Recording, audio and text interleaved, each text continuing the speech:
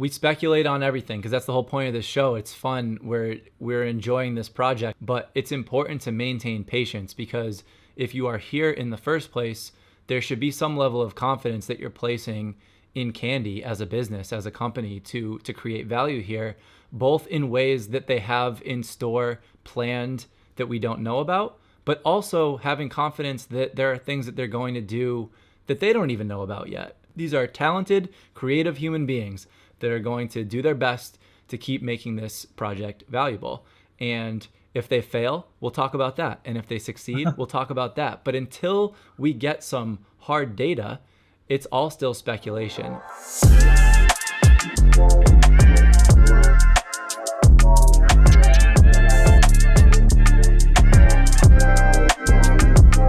What's up, Candy fam? My name is Nate, that's David, and this is the Talking Candy podcast. Each week, we take a dive into the Candy MLB marketplace and give you an idea of what stood out the most to us. And while David and I each have collections of our own, none of this is financial advice. Please do your own research. We're just here to have a good time. And if these videos, if these podcasts are helpful, useful to you in any way, a like and a subscribe go a long way in helping us grow this channel and reach more people.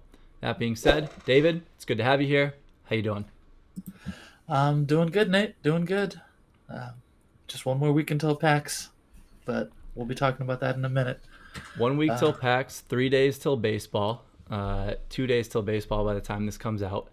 And so a lot to be excited about, but definitely an interesting time in Candy right now. We have seen a dip in the market. We've seen the snapshots taken for Tier 1 early access. A lot of things happening, a lot to talk about, and we're going to get into all of it.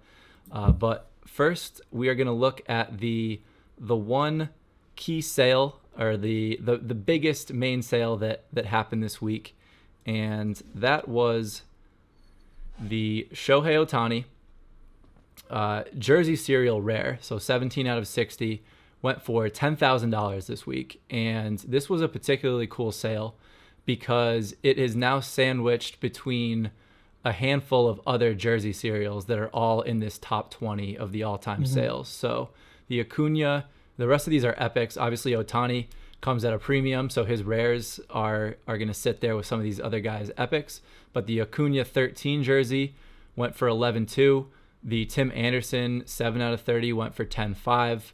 This Ohtani 17 went for $10,000, and the Vlad 27 epic went for $1 under $10,000. So just definitely the highlight sale of the week. Wanted to quickly point that out.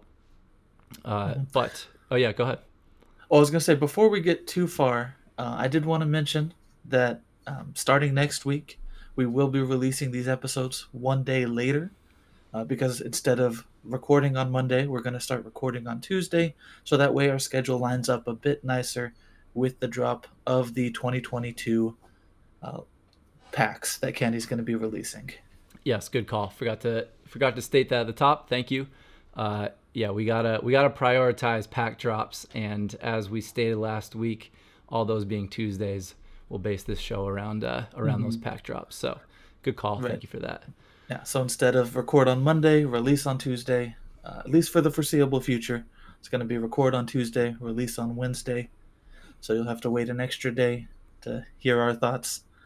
The other thing that we didn't touch on, as well as everything coming out, is the play of the days returning on April 8th.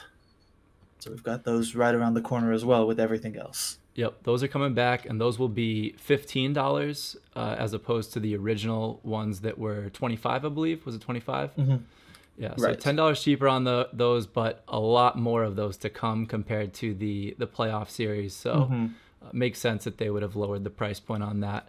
Sure, there's a lot of people happy about that. So looking forward to that. That'll be the first new baseball NFT prior to the pack drop. So we'll have a few days of those before we really dive into this new set.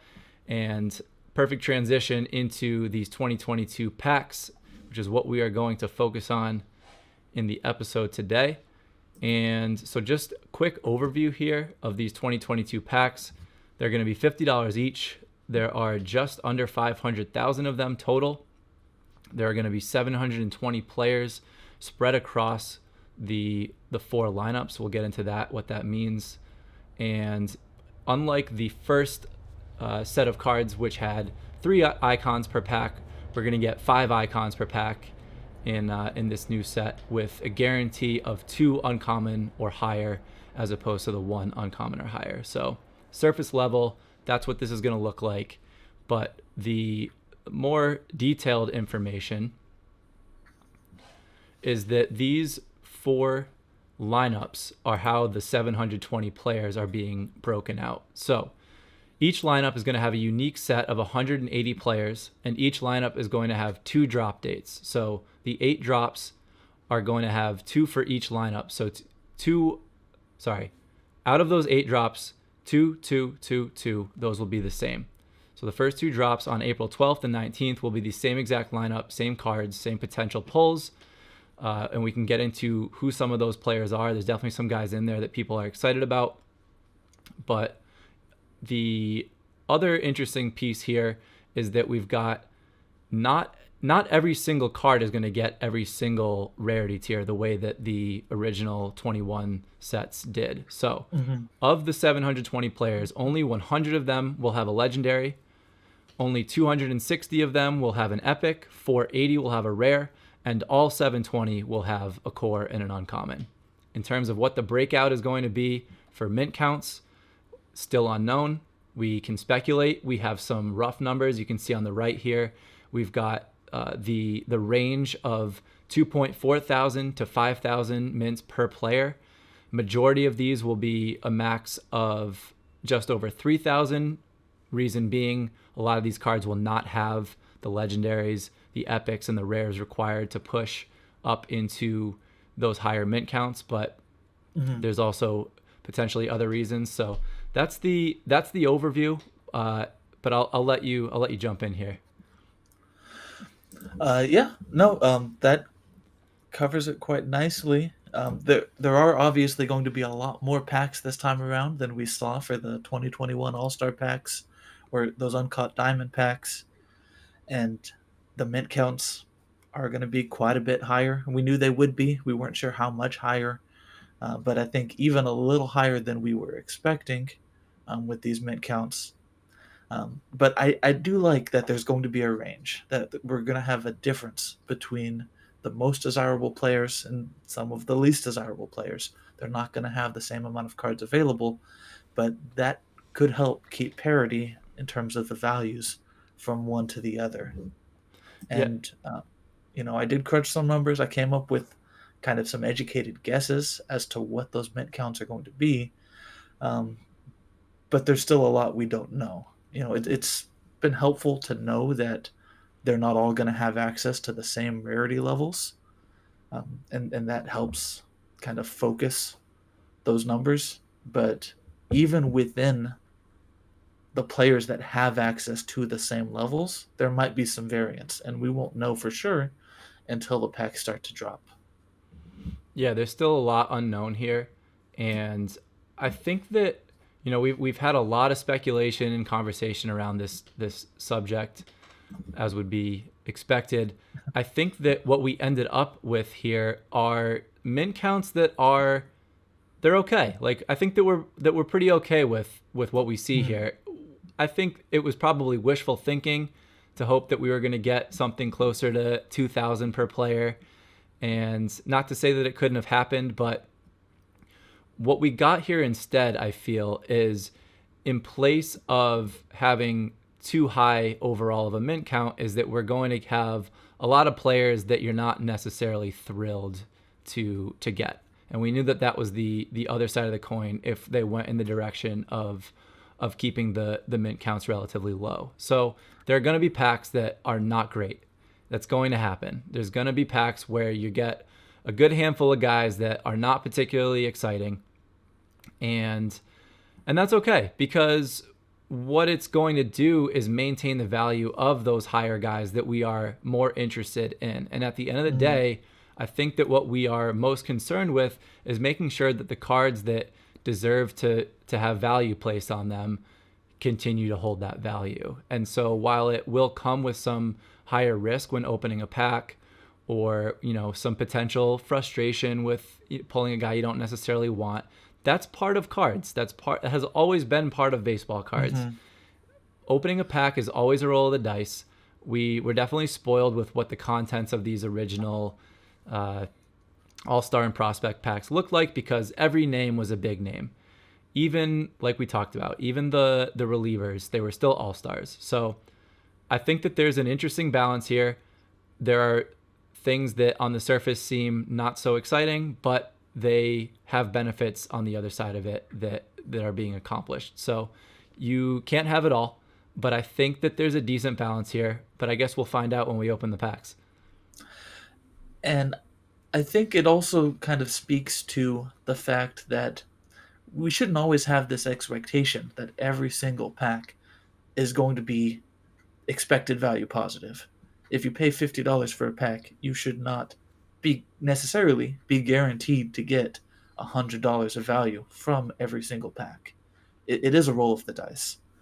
And with these packs having 5 NFTs apiece instead of 3, and with at least 2 of them being uncommon, the values on these cores and uncommons, they don't even have to be that high to maintain that sort of $50 EV per pack. I believe it's something like if we can get $7 for a core and $14 for an uncommon, that would have us breaking even. And some players may not even be able to support those prices if they're looking at 2,400 mints. Um, but it's going to be a more affordable option, a more affordable entry point for some people to get into these 2022 cards.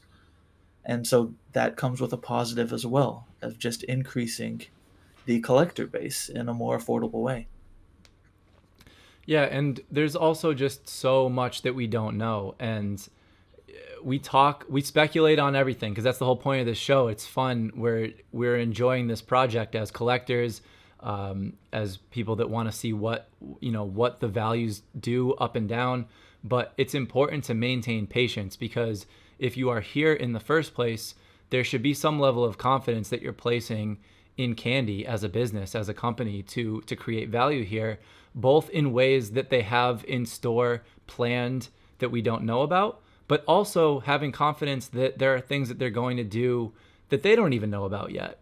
Things that are going to come up in meetings when people have good ideas. These are talented, creative human beings that are going to do their best to keep making this project valuable. And if they fail, we'll talk about that. And if they succeed, we'll talk about that. But until we get some hard data, it's all still speculation. And so I think that certainly you and I have been accused of being a little bit too candy positive at times, but it's not because we're burying our heads in the sand. It's because we haven't been given any hard data to point us in the other direction yet. So this is going to be a really interesting moment in time where we finally get these packs and we find out, do they sell out? I hope they do. What is the aftermarket value on the packs? Is there so much demand that they continue to be bought and sold on the secondary because people missed out? I mean, yes, that sucks for whoever missed out, but it's a good thing for the health of the project if that's what it looks like. So there are plenty of things to keep an eye on and keep tabs on and see, did that go well? Did it not go well? But until we actually see it, I'll reserve judgment until that moment. Couldn't agree more.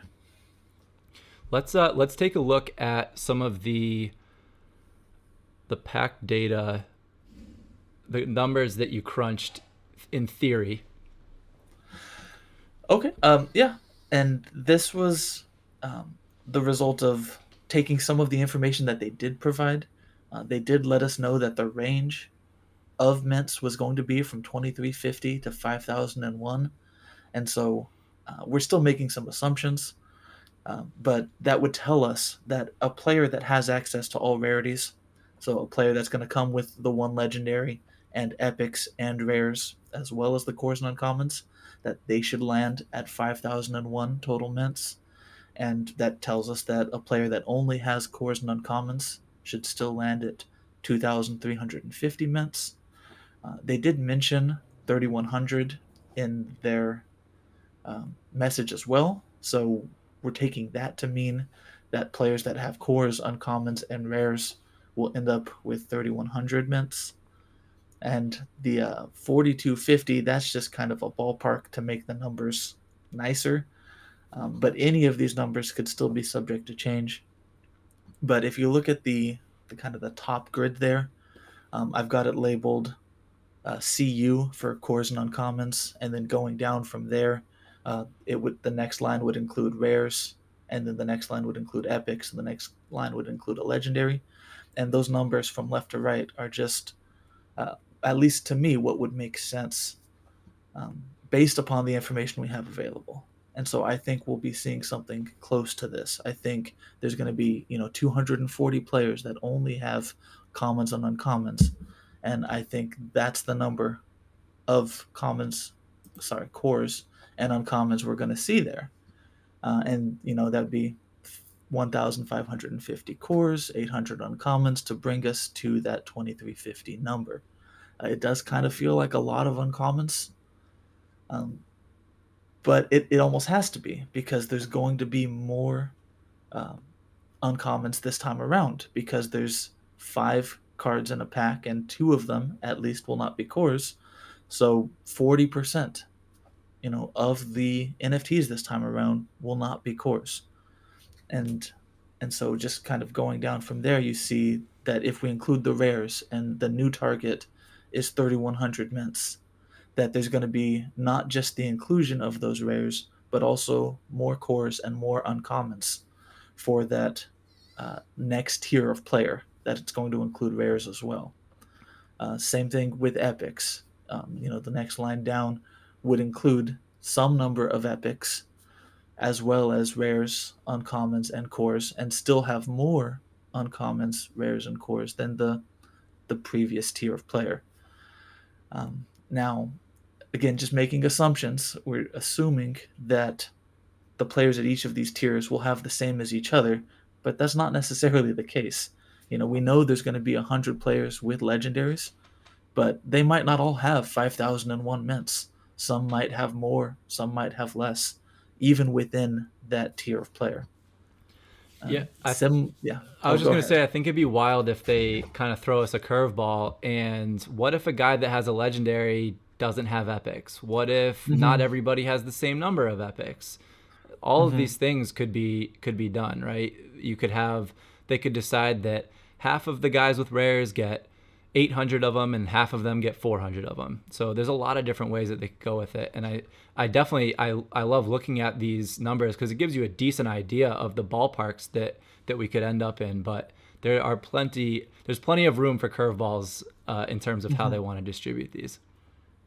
And I do like the dynamic of there being 240 players that will only have cores and uncommons, because that means the best card, the best NFT for some of these players is going to be their number one uncommon or their jersey mint uncommon.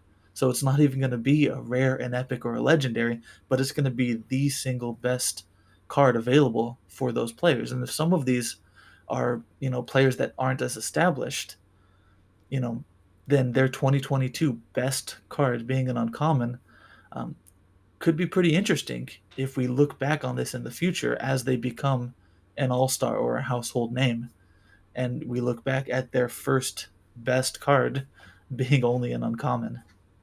Absolutely. This is something we've talked about, where the thing that's so exciting about the depth of this set and the fact that there are guys that you might not be thrilled about on the surface is that there's somebody that will be thrilled about that guy that you pulled Mm-hmm. that you don't know about or that you're not high on yet, because there are young players that are going to get their first crack at the MLB this year, guys that weren't in the Uncut Diamond set. There are going to be other guys that aren't even prospects. They're just guys that are a couple years in the league that might be on somebody's radar that isn't on other people's radar. So to your point, those one serials, those jersey serials of the uncommons, those are sneaky cards that people are going to be looking for, and they've got upside because they, as of this set, will be the premium card of that player, because Mm-hmm. they just haven't ascended to the point of stardom to get some of these higher rarity cards. So very cool to see how people react to those, and I can't wait to see what the marketplace looks like on pack drop day and seeing what's being bought and sold. I know you and I are definitely intending on being in there and seeing what opportunities are presented, and it should be an exciting day with a lot of different cards, the dynamic stats, all of it. It should be a lot of fun.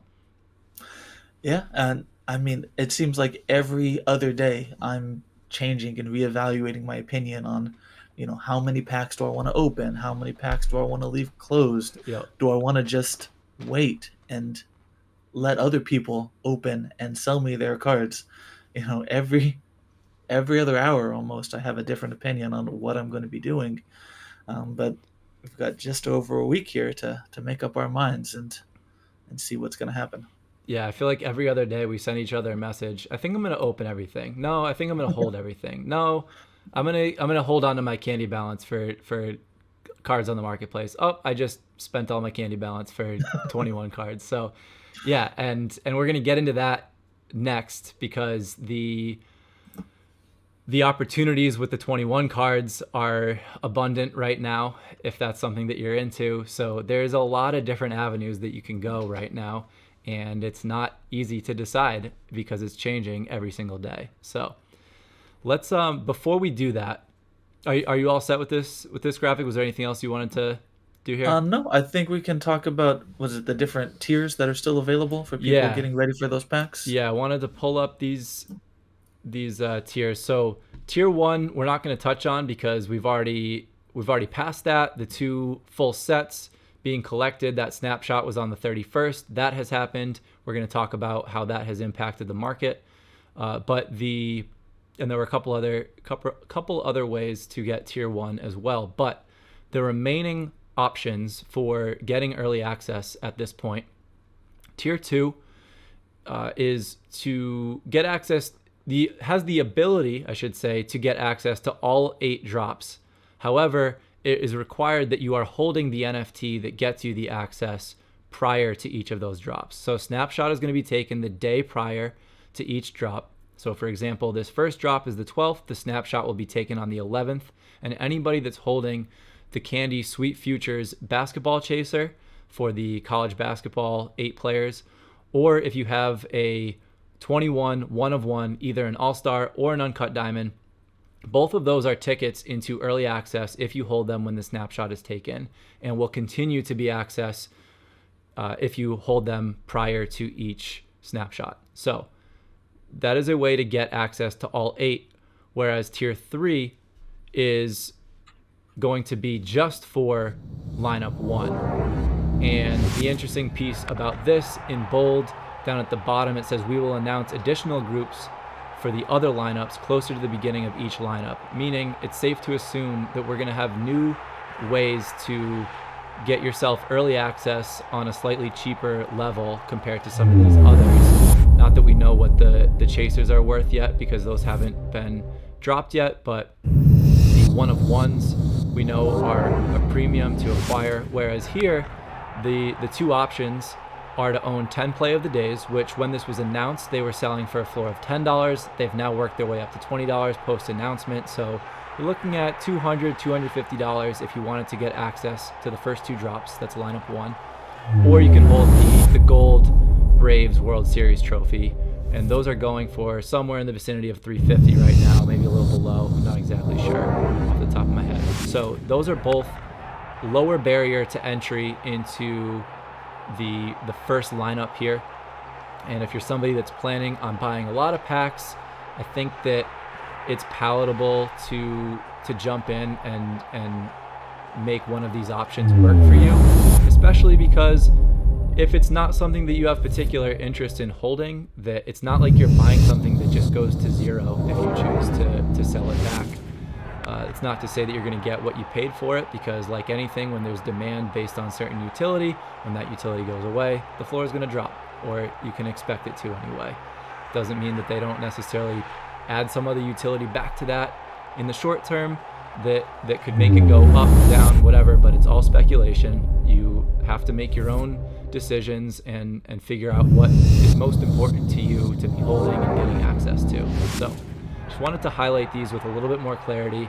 We had a little bit of confusion last week, and I've seen plenty of confusion in Discord, on Twitter, it was a bulky announcement, but I think that we're pretty clear at this point that these are the ways to get early access. And the last way here is that if you sign up for emails by July 8th of last year, which you can just check your email, search for Candy Digital, and see what your earliest email was from them. But if you have that, it should already be applied to your account. We should also mention specifically what early access entails, at least as far as we've been given information about it.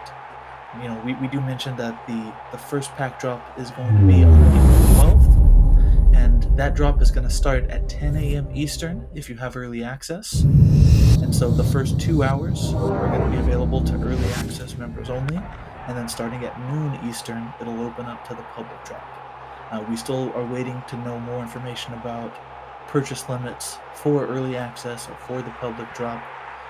It says while supplies last, but we do know that there will be around 60,000 total packs available between the two. And we don't know how many of those might be earmarked for early access.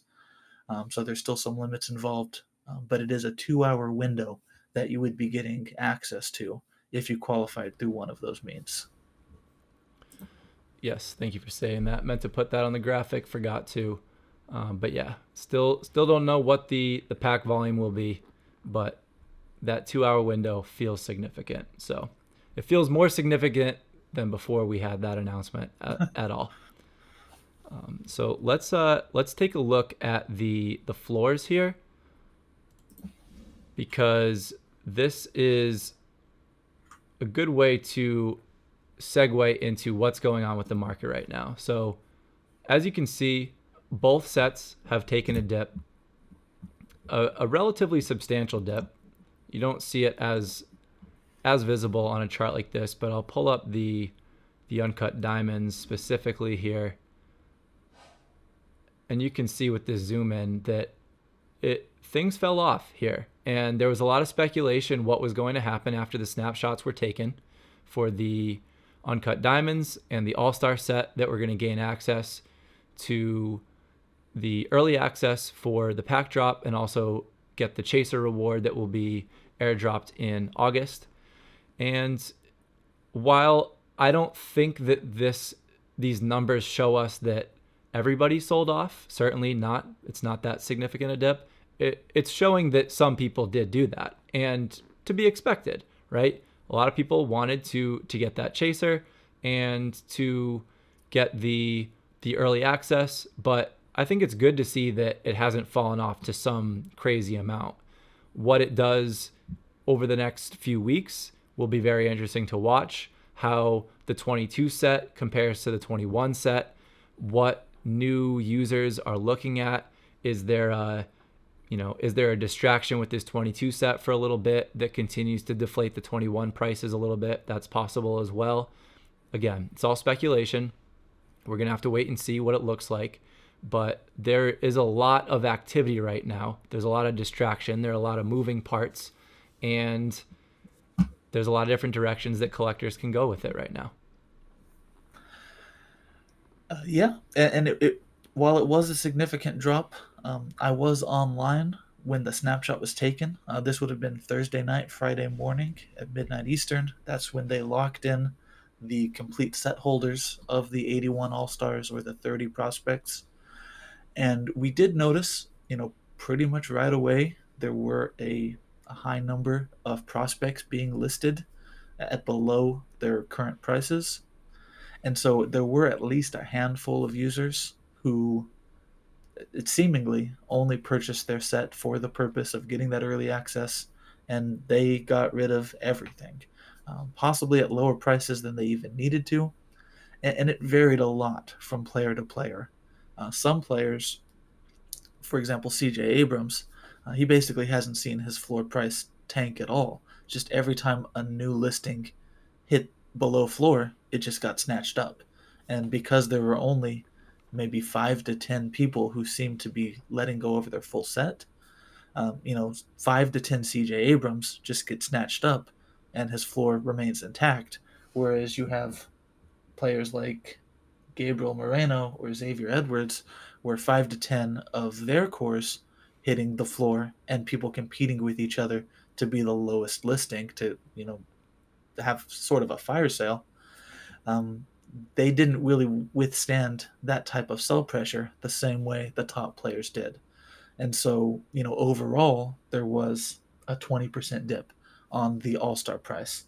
But what we see is the top players stayed about the same, maybe a 5% dip on a bunch of them.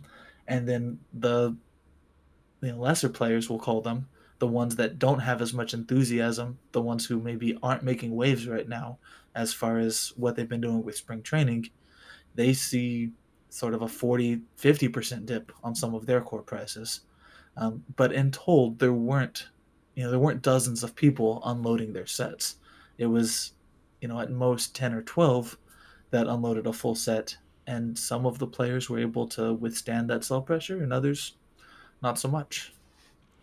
I think that we are going to miss these days where you can really point to exactly the number of people that are executing in a certain way because of the volume here, right? So as we go into this set of 2.5 million NFTs on the 2022 set, we're going to have to do things differently with this show. We're going to have to do things differently with the way that we pull data. We're going to have to do things differently with the way that we look at it. And that goes for everybody else that's paying attention as well. We will not have these. We will not have the ability any longer, I don't believe, to point out, there were probably 5 to 15 people that were doing this. And so, it's been cool for it to be this for a few months now and to enjoy it for what it is. But it'll also be cool to see this operate at a much more significant scale and then compare the two, because we'll be able to continue looking at these 21 cards from this perspective, of course, but the mass of data is going to be a lot more substantial moving forward. Right. There's a big difference between individually tracking 81 different floor prices versus 720. And we might be able to spot the most significant movers out of those 720, but we're not going to have that same level of detail for every single one of them. Exactly. So let's with that being said, let's jump into these prices, or this movement for the week here. So starting with the weekly movement for the All-Stars. Okay. So we see that the big winner this week in terms of total sales was Craig Kimbrell, selling 14 cores to top that list, and then he tops the overall list at 20. So he head and shoulders, outperformed everyone else in terms of total sales. And I did highlight him on the core because out of the 6 core movers, those who sold the most cores this week, he was the only one who actually saw an increase to his price over the week as opposed to a decrease, going from 30 to 35. But what it does look like happened is it looked like there were a handful of people competing to be the new low price on his card, and eventually the prices all worked themselves down low enough where 1 to 2 people snatched up a handful of his cores. And so, there was selling competition, but then just a couple buyers, 1 or 2 tops, decided they'd seen enough. His prices were low enough, and he did a lot of volume as a result of that selling pressure. Probably Dodgers fans. Kimbrel got moved to the Dodgers this week. Oh, So that's true. That news could have impacted that as well. But yeah, even before the sales occurred, there definitely was kind of some downward pressure before those sales occurred. So perhaps the people who made those sales weren't looking at the big picture either to recognize that his move to a bigger market team could have driven his prices anyways. But then looking at the uncommon list, 4s and 3s down the list, nothing too stand out in terms of the number of sales this week. I highlighted Rafael Devers because he was one of the only price increases as well. He saw a 15% increase on his uncommon with those 3 sales. For the rares, 3s and 2s, again, nothing too crazy, no sixes like we've seen in previous weeks. And I highlighted Kyle Schwarber because not because he saw a big price move, but because those two sales actually put him to 26 rare sales total, which isn't quite enough to be on the all time top list, but a lot closer than I would have expected Kyle Schwarber to be. He's just one or two sales away from being one of the top rare movers. And that's a name that I didn't really quite place with the other names of the players who have sold as many rares as that. And so 26 rare sales overall is a pretty significant number. Epics, we had Brandon Woodruff selling three and a handful of other people making one sale. So not a ton of epic movement. And, it's probably because there was so much selling pressure that most of the sales this week have been cores, with just a handful coming in those higher rarities. All right, let's jump into the all time for the All Stars there. Right, and on the all-time list, not a lot of new names popping onto these lists, but just a few small positional changes. We see Yu Darvish taking second place from Rafael Devers in terms of total core sales. We see Jared Walsh jumping up a couple spots above Corbin Burns and Freddie Freeman. Yu Darvish again in the uncommon list, taking a position on Buster Posey. Corbin Burns cracking that rare list with 27 rare sales. And so, again, that's where Kyle Schwarber is just one sale away from appearing on this list. No change at all on the Epic list. And then on the overall list, we had Yu Darvish um, pulling into third place. I think back into third. I think Corbin Burns had edged him out for the bronze medal last week, but Yu Darvish had some good sales this week, and so he pulled back into third. And then at the bottom, it gets really tight at the very bottom of this list. There's another couple of players that are in the low 250s just off the list. But we have Acuna and Brian Reynolds gaining a position, and Shohei Ohtani cracking the bottom of this list now as well with 253. And you had said to me that we saw roughly 500 sales in both the All-Star and the Uncut Diamond set this week, but because of the discrepancy between the set sizes, that meant that while it's not super significant with the All-Stars, it was quite significant with the Uncut Diamonds, which I'll pull up the weekly data here now.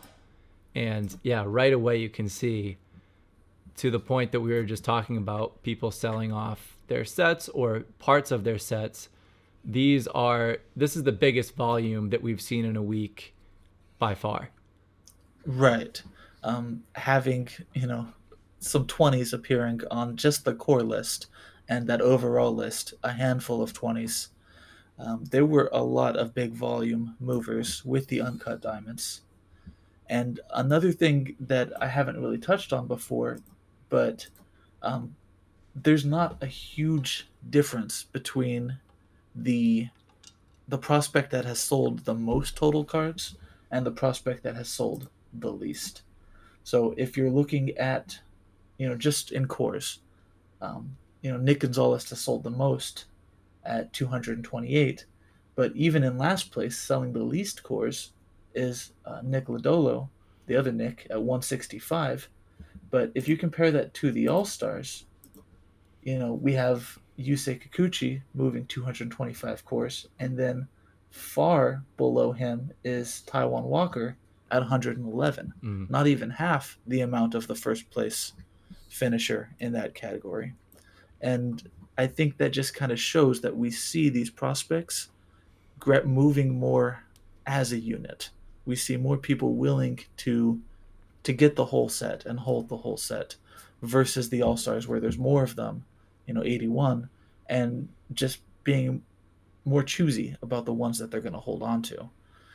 But when there is an event like the snapshot being taken for the prospect set, we see those handful of people who sold off the entire set. And so that just did much bigger numbers this week for everybody. There were a few players from the prospect set that didn't have as many sales, not because they weren't the bigger names, but just because some of the people who were selling off their set decided to hold on to, their Julios or their Bobby Witts because they wanted to keep those handful of top prospects, in their opinion, and sell off the rest now that they had completed the set event. Yeah, I think that selling off the lesser names here was it was pretty predictable because this set was the cheapest way, not to say that it was cheap, it was not, but it was the cheapest Mm-hmm. way to guarantee yourself access to all 8 drops. And to the same point on a smaller scale with the play of the days or the gold trophy, you have the ability to buy these things, especially if you had done it during a dip. There was an opportunity where this set was at the same floor that it's at right now a couple weeks ago.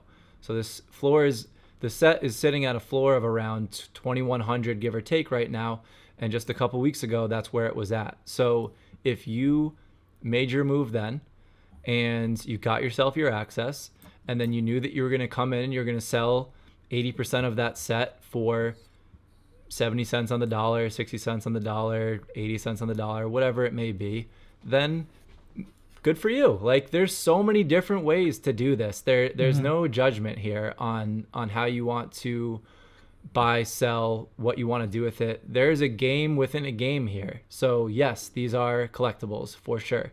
But it's also fun to understand the inner workings of an NFT project and to make your own speculations and to make plays based on those speculations. And so this was predictable. There's a lot of volatile names in here. It was a cheaper way to get that early access, but now not everybody's going to want to hold all of these guys because yeah, you might be selling at 70 cents on the dollar right now, but there's also a lot of risk in holding these cards. It's much, much different than the All-Star set. So there are lots of different reasons why to do things when you're working with baseball cards. And so there's no judgment here. This is a very interesting set to watch. It has been up to this point and it will continue to be because unlike the All-Star set where a lot of those guys kind of are who they are, not all of them, but a lot of them, this Uncut set, we're not even in the first chapter yet. So it'll be Mm-hmm. fun to continue watching this one.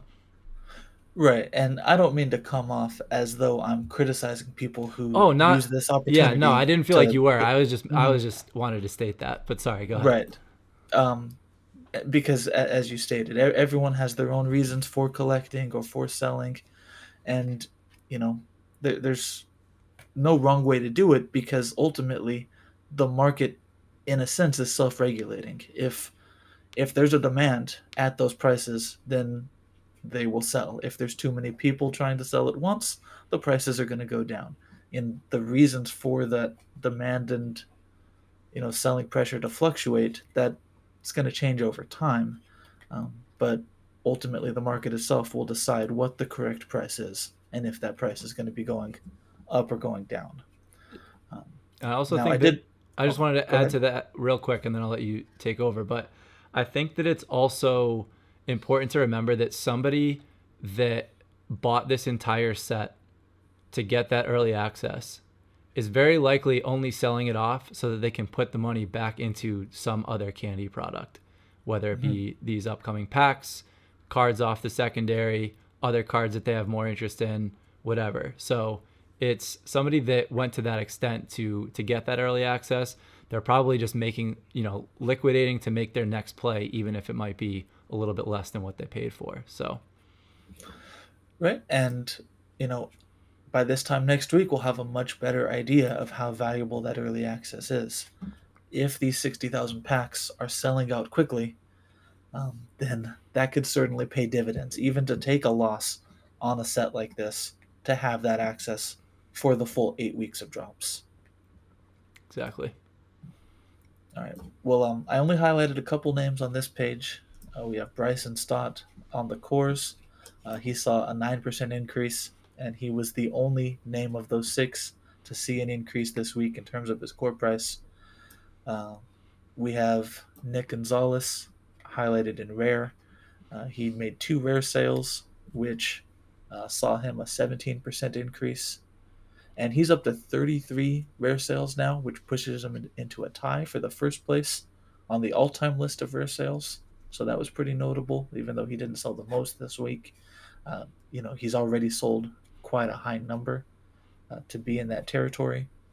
And then I highlighted both Bobby Witt Jr. and Ryan Rollison on the overall list because there was some interesting similarities between, despite being on opposite ends of the spectrum value-wise, there was some interesting similarities between the volumes that they moved this week. They each moved 18 total, and that breaks down. They each sold 10 cores. They each sold 4 uncommons, and then Bobby Witt Jr. Rounded out that with 4 rare sales and 0 epics. Ryan Rollison rounded his out with 0 rare sales and 4 epics. That's pretty cool. And so just some interesting dynamic there between one of the most valuable prospects and, at least to this point, one of the least. But still having some interesting volume movement there. I definitely noticed a number of enticing Ryan Rollison epics over the last week. There were a number of very affordable, yes, Rollison is bottom of the barrel in that set in terms of floor price, but these are still Candy Digital OG NFTs. So Ryan Rollison epic for, I don't know what they were selling for, $150, something like they were somewhere. Was it that low? I picked one up. Yeah, I picked one up for 150, and I think another went for just under 150, and I think there's another listed around 150 right now. So the opportunities still exist in terms of his epics, and so I couldn't help it. I put some of my candy balance into a Ryan Rollison epic, and if I have to hold it for a long time, then that's fine with me. I think just being, as you said, the Genesis set, the 2021 prospect set, it's the first, and I think that's going to have value. Agreed. Let me throw up the all-time numbers here for uncuts. Right. So a few positional changes in the cores, with Nick Gonzalez taking that top spot from the cores, so he leapfrogged both Julio Rodriguez and Bobby Witt Jr. On the uncommon list, we have the other Nick, Lodolo, taking the top spot from Bobby Witt Jr. We have Nolan Jones creeping onto the uncommon list. On rare, we have Nick Gonzalez, I mentioned earlier. He's tied for that top spot now with Gabriel Moreno. And so he leapt over Alec Thomas to tie for that spot with CJ Abrams, seeing a positional increase, and Julio Jones cracking the list. And then on the epic list, we have Brennan Davis and Francisco Alvarez tying for that bottom spot with 14 epic sales. And no Ryan Rollison to be found. In spite of those 4 sales this week, he still only sold 10 overall. So he still has some more ground to cover before he can make any progress there. And then on the overall list, just a couple positional changes with Bobby Witt and Gabriel Moreno switching spots for 3 and 4, and Spencer Torkelson and Tristan Casas switching spots for 8 and 9. But nice. High volumes overall, and yeah, it was nearly 500 total sales for the prospects this week. It worked out to over 16 apiece on average, which was, I guess, to be expected because of that snapshot, and it could have been more, it could have been less, but we're not going to see a week like this for some time, I don't think. Definitely not. And I mean, this is a perfect example of what we've talked about when it comes to market events. We've used that term, market event, and it's a situation where something very specific within the project is happening on a given date with utility attached to it that will be available, and then it won't be. You have to add all those things up and predict that something is going to happen. And even if you don't do anything about it, that's fine. But pay attention. Pay attention to what happens and use that as a data point for yourself moving forward. When we see another early access announcement, when we see a new set come with some type of utility, these are the types of things. Because if you are somebody that had no interest in collecting a set here, you've been presented with an opportunity here over the last 24 hours to buy a whole bunch of cards for way less than they were a week ago. So there are a million different angles to play these things depending on what your objectives are as a collector. And so it's important to learn from these moments, even if you don't do anything about it the first time you see it happen, the second time you see it happen. It's an educational experience, and it helps you make a more educated decision in the future when you do decide to execute on something like this, even if it's something different. So what's your favorite, what's your card that you're looking the most forward to in this upcoming set? For this first lineup, I definitely want to get my hands on the Joey Bart. He's going to be, stepping in for Buster Posey this year, and we all have a lot of high expectations for him. I think most of us Giants fans, we were expecting him to have another year or two to get ready. We weren't quite expecting Buster Posey to retire, especially after the year he had, putting up some career numbers there and then stepping away from the game.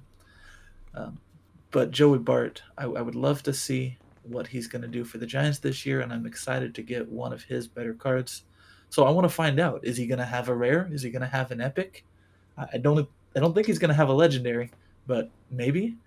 And so I want to get one of his best cards, whatever rarity that happens to be a part of. And I haven't scrutinized the first lineup very closely. Neither have I. But his name stuck out to me, and so that's one of the ones I'm looking forward to. For me, it's another Joe. I'm excited about Joe Adell this year for the Angels. He's somebody that I'm holding a few of his Bowmans, his first Bowmans, and I'm all about the post hype when it comes to fantasy or any type of baseball, football, alternative investment, fantasy sports, whatever. Fantasy sports the players are just stocks anyway, really, when you look at it. Their values go up and down. So Joe Adell is a guy that was a highly touted prospect, and I think he's got a chance to do something cool, and I think his card's going to fly under the radar a little bit with this set. So looking forward to getting my hands on him and all of the Red Sox cards for sure, as I will continue to collect everything Red Sox that Candy puts out. But yeah, that's pretty much all I got. Was there? Oh, you know what? There was one more thing we forgot to touch on. There are 8 World Series NFTs. We don't know what they are. We don't know what they're going to look like. We don't know what they mean or what the utility is. But there are 8 super rare, ultra rare, I forget exactly what was mentioned in the announcement, that will be scattered across these. I don't know if it's one per lineup. I don't know if it's literally 8 NFTs. I don't know if it's 8 unique NFTs and there will be X mint per. We have no idea. But there's something brewing here where there's going to be a very cool surprise for some pack openers that holds that's all they've called it so far, is a World Series NFT. Don't know what's attached to it, what utility. I'm sure there will be something, but wanted to mention that real quick. Meant to bring that up before. So yeah, it'll be interesting to see if it's 1 per drop, 2 per lineup, or if they are randomized beyond that and could show up in any pack. But they do say that the utility will get announced later, and who's to say? Maybe World Series tickets. That would be pretty fantastic. It's definitely where the mind goes. The sky is the limit. Candy, they do have close contact with MLB. So they have options to make things possible through these NFT packs that might go beyond our expectations. We'll just have to wait and see on that one. Yes, we will. Cool to see them adding a little something extra in like that, creative, and continuing to innovate with what they can potentially bring to the table with this. So, but with all that being said, quick reminder that going forward, we're going to be recording this podcast on Tuesdays and releasing it on Wednesdays. At least that's the goal for now, to work around the pack drops. So keep an eye out for that, 24 hours delayed compared to what it has been. But with all of that, my name is Nate. That's David. This is the Talking Candy podcast, and we will see you in the next one.